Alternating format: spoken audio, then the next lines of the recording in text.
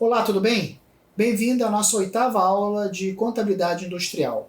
Hoje nós vamos falar do tema custeio de gestão econômica. O que é esse custeio? Qual é o foco dele? Quais são as etapas de implementação desse método de custeio bastante interessante vinculados a resultados? Legal? Vamos lá!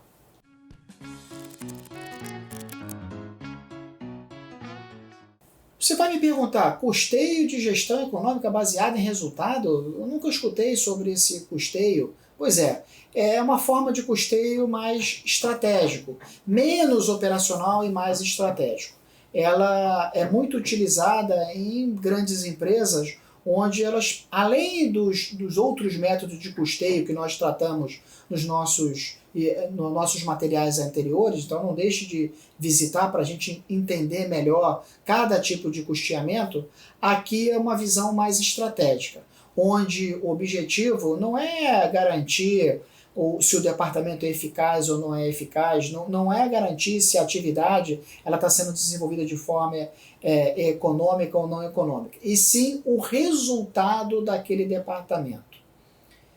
É lógico que se o resultado é positivo, significa dizer que o processo ele funciona de forma eficaz, os insumos, a mão de obra e os indiretos, eles estão sendo tratados de forma garantidora daquele resultado positivo, percebe? Então a visão desse método de custeio é uma visão muito mais gerencial do que propriamente dita operacional. Significa então dizer que a administração por resultado ela tem como objetivo a otimização do resultado das atividades produtivas. Sempre, sempre. O conceito aqui ele é casado com a missão de rentabilidade de cada departamento, de cada unidade de produção. E qual é o foco, né? Como é que a gente vai estar trabalhando essa forma de custeamento? O foco está associado no PDCA. Aí você fala assim, como assim PDCA? O foco ele diz respeito ao processo de planejar, ao processo de executar, ao processo de controlar e valorar as atividades desenvolvidas absorvedoras de custos de cada departamento, de cada unidade. É lógico que isso tudo baseado na missão da empresa, na crença da empresa, nos valores da empresa, né?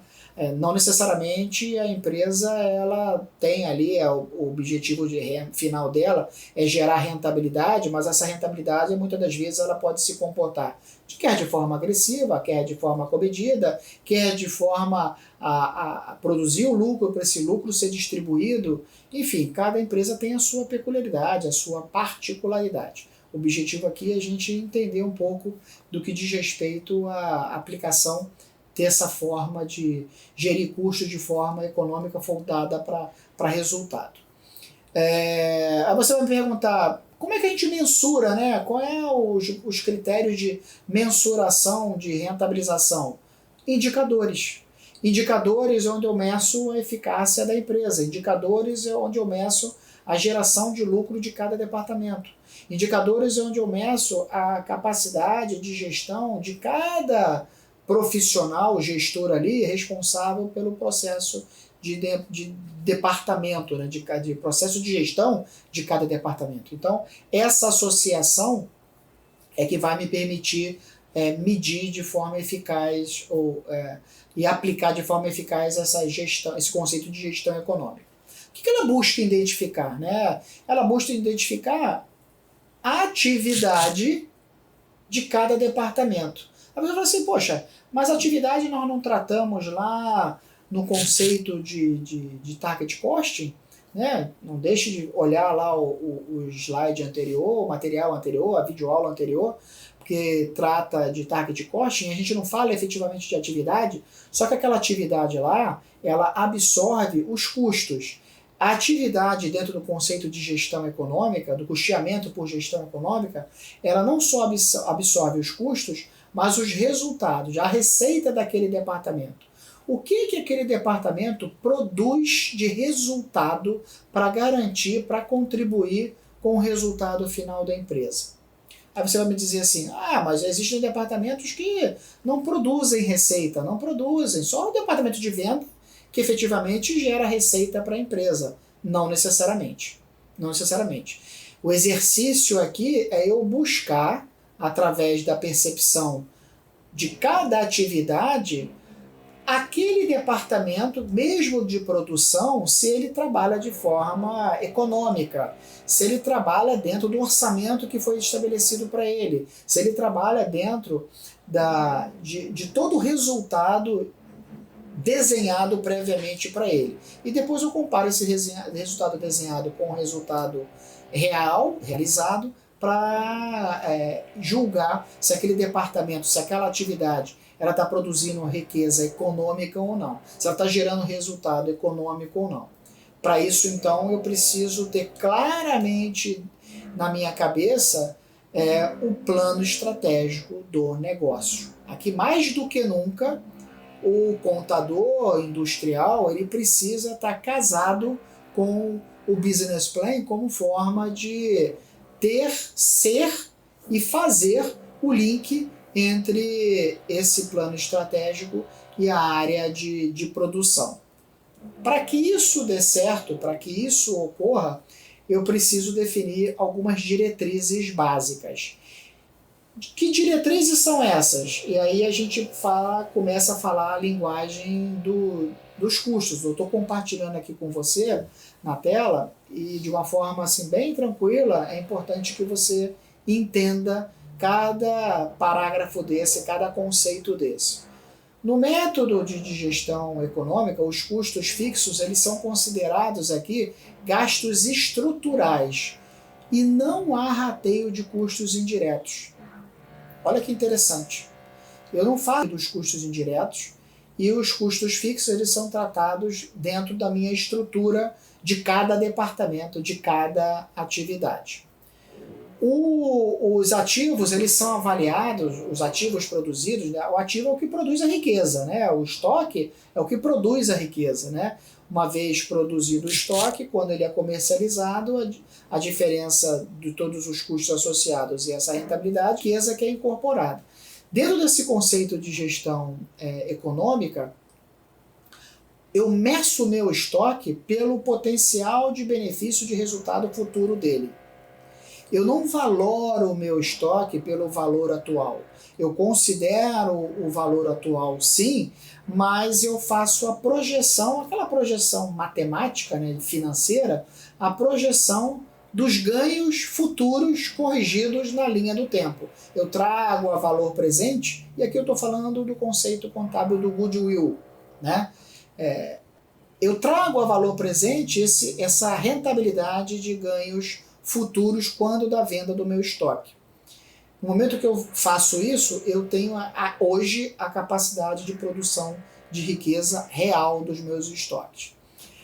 Um outro elemento é que o patrimônio líquido ele deve representar o valor mínimo da empresa. Eu não vou alocar junto ao cálculo do patrimônio líquido, por exemplo, o resultado na comercialização do meu produto, né, quando da elaboração da minha DRE, considerando lá reservas. Eu só trato efetivamente do saldo final lá, do meu resultado daquele exercício corrente. Um outro elemento também, uma outra característica a ser considerada, que eu compartilho da mesma forma aqui com você, é que a receita ela é reconhecida quando ocorre acréscimo do valor dos bens, isto é, a agregação do valor. Eu considero o preço de transferência, que é o preço utilizado aí para demonstrar que a receita que realiza a atividade, ela pode ter um resultado, um ganho futuro. Ou seja, a gestão de custos associadas de forma econômica, ela não trata como as outras formas de gestão de custo, o cálculo dos custos efetivamente ali, insumo, mão de obra e indireto de fabricação, como a gente vem observando ao longo dessas outras aulas que a gente compartilha. A visão aqui é uma visão muito mais estratégica, é uma visão muito mais da alta administração em julgar Se existe a possibilidade, por exemplo, de eu reduzir ali um departamento, de eu terceirizar um departamento, terceirizando aqueles custos, de forma a alavancar cada vez mais o meu resultado. Você pode me perguntar, Douglas, você pode resumir então, para facilitar o entendimento do que é o GECOM, esse modelo de custeio que a gente está tratando? Você falou de goodwill, ficou um pouco confuso? Claro, é sempre no objetivo de te atender. Aqui na tela eu compartilho então assim, o conceito, o foco, o esquema do sistema, o preço, o que é preço de transferência, né? Preço de transferência é muito importante aqui, que é justamente o valor utilizado para você obter os serviços oriundos de outros departamentos. Eu estou colocando aqui do lado esquerdo na coluna a origem, vamos dizer assim, e o significado, né, a interpretação do que significa esse modelo de custeio.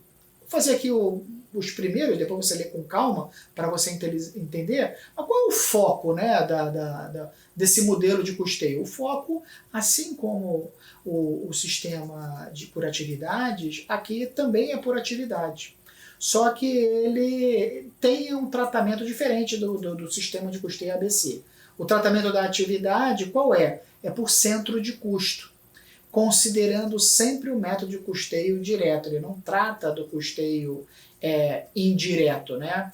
E aqui a preocupação, então, desse método é avaliar o ativo, sim, mas pelo potencial benefício econômico que ele vai proporcionar no futuro.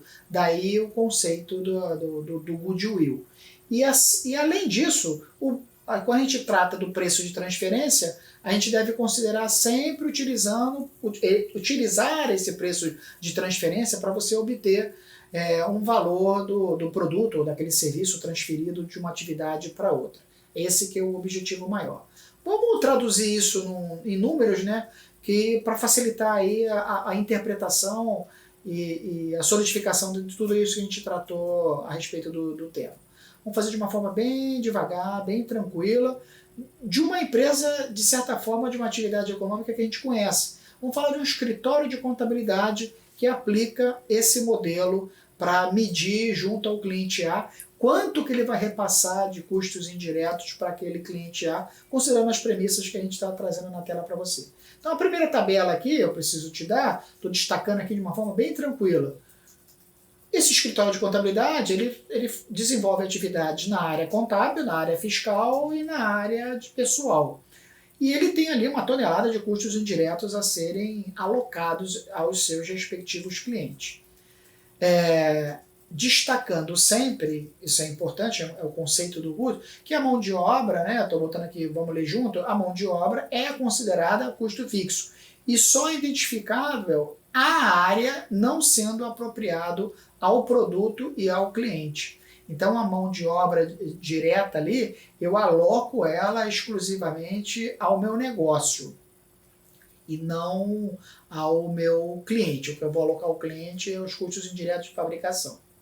Aqui na tabela 2 e na tabela 3, a gente apresenta uma forma assim, clara, na tabela 2, a associação das atividades que eu desenvolvo com os meus direcionadores de custo. Quem são os meus direcionadores de custo? Aqui eu não estou pedindo, ainda não estou medindo eles. Eu só quero identificar quem são os direcionadores de custo. E eu fiz uma comparação aqui no que diz respeito à mão de obra direta, que era objeto ali da nossa análise, né? O total da mão de obra direta alocada no departamento da contabilidade, da área fiscal, da área pessoal. Você tirou essa informação da onde, Douglas? Você pode me perguntar. Lá da tabela 1. Né? A relação aqui da mão de obra direta eu tirei lá da tabela 1. Número de chamada, de telefonia, a área ocupada, aqui, tudo essas são informações que eu produzi lá da tabela 1. Olha lá o último quadrinho da tabela 1. Vamos guardar esses dados. No que diz respeito à mão de obra direta, eu criei aqui a tabela 3. O que a gente vai ter nessa tabela 3 da mão de obra direta? Deixa eu abrir um parênteses antes de a gente começar a ler a tabela 3. A filosofia é exatamente igual à filosofia do custeio por atividade. Exatamente igual. Eu só vou estar aqui, a única diferença é que eu vou estar destacando os meus custos diretos associados sem repassar para o meu cliente. Na tabela 3, então, eu tenho aqui a mão de obra direta, departamento de contabilidade A e B e C.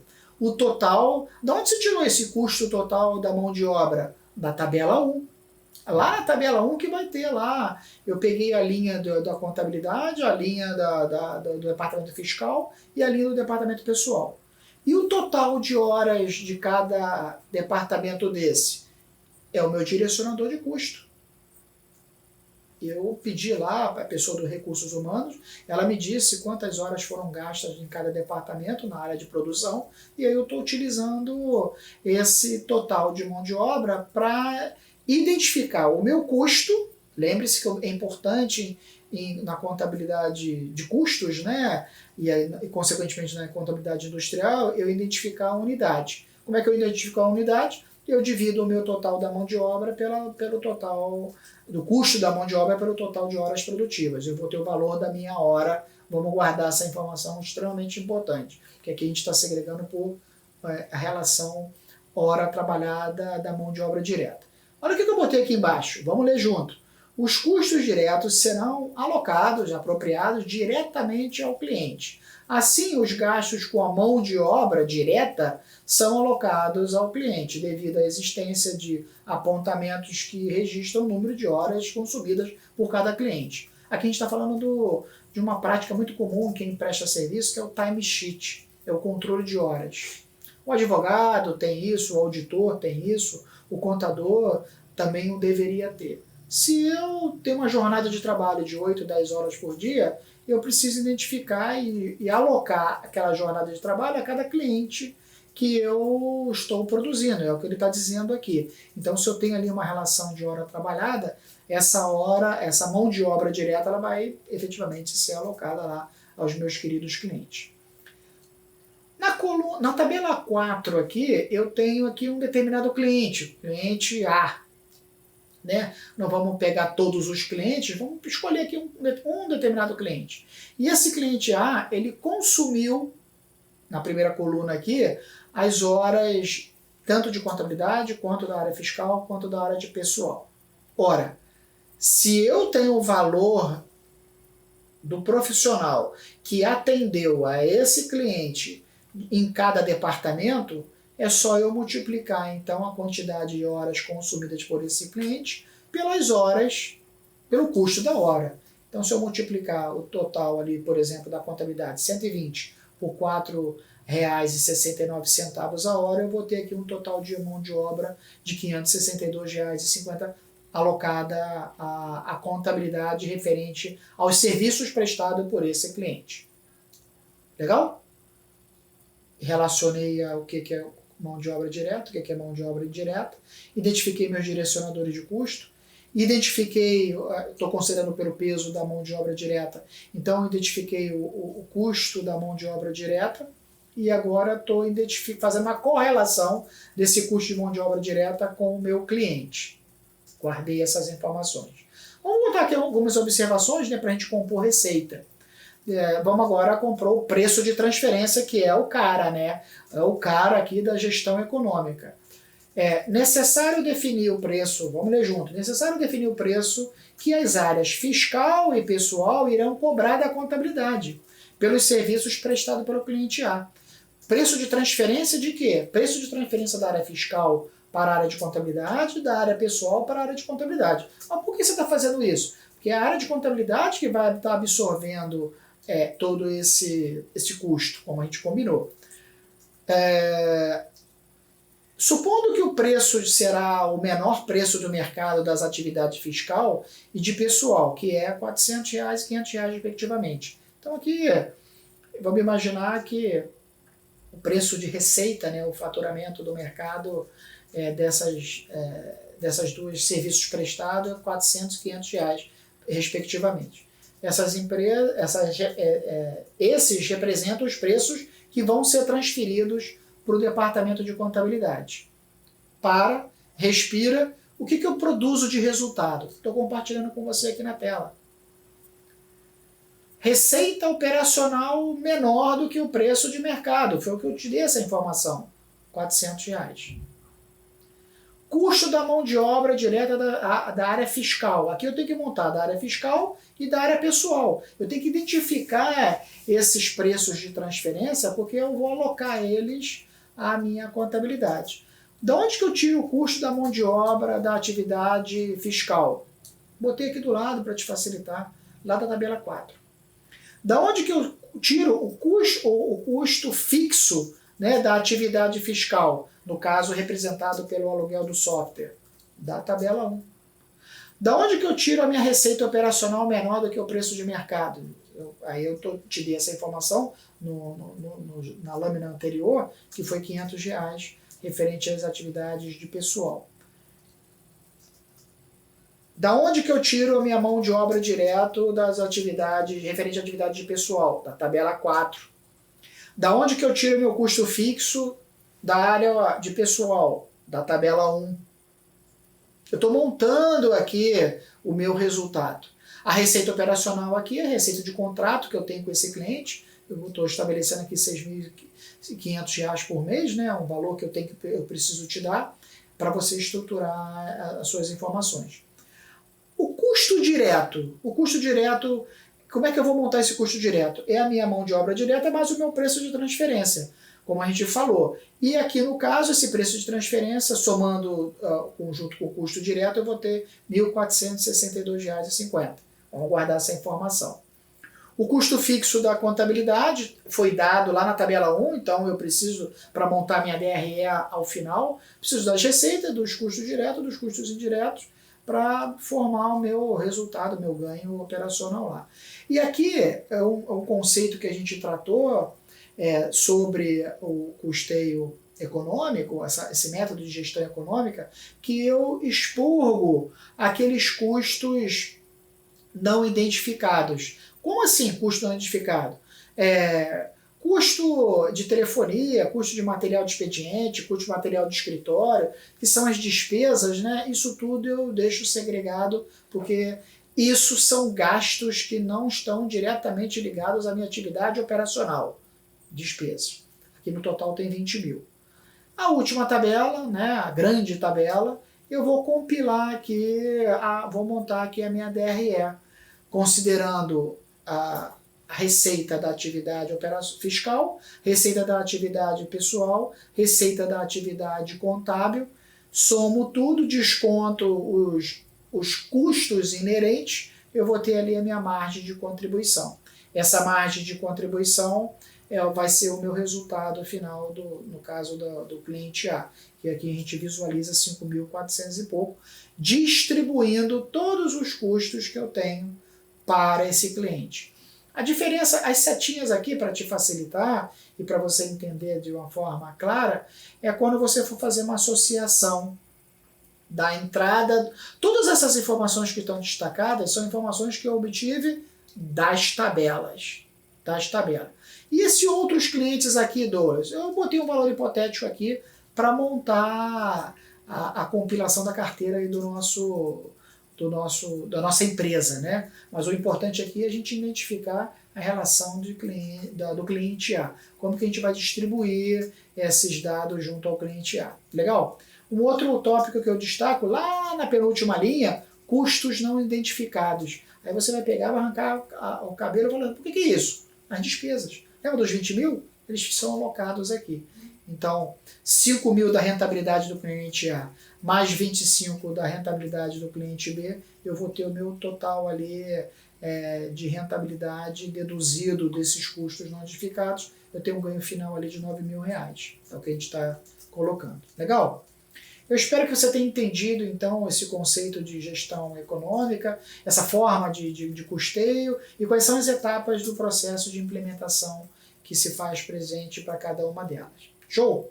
Destacando sempre, aqui é importante, destacando sempre que é um método de gestão de custeio que não é muito praticado, inclusive, no nosso país. É um método muito usado nos Estados Unidos. Legal? Um abraço, qualquer dúvida, estou à disposição. Não deixe de ver a nossa próxima aula, hein? Tchau!